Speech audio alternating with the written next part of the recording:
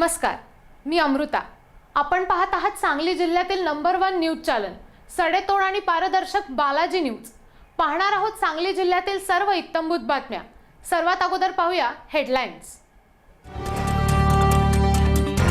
काश्मीरमध्ये शहीद झालेल्या भारताच्या 18 जवानांना सर्वत्र वाहण्यात आली श्रद्धांजली। मोदींनी विदेश दौरे बंद करून पाकिस्तानला जशास तसे उत्तर द्यावे अशी अनेक पक्षांची मागणी।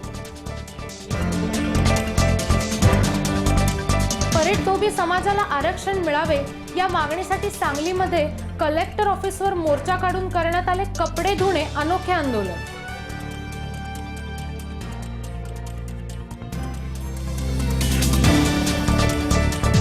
पक्षविरोधी कारवाया करणाऱ्या नगरसेवक युवराज बावडेकर व स्वर्धा केळकर यांच्यावर कारवाई करणारी विभागीय आयुक्तांकडे स्वाभिमानी विकास आघाडीने केली मागणी।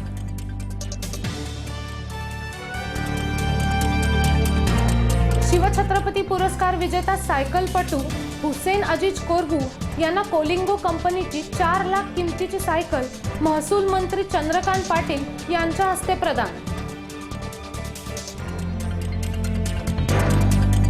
आणि मिरज तालुक्यातील बेडग येथे अल्पवयीन मुलीवर बलात्कार करणारा आरोपी राजू नाईकला 15 वर्षाची सक्त मजुरीची शिक्षा।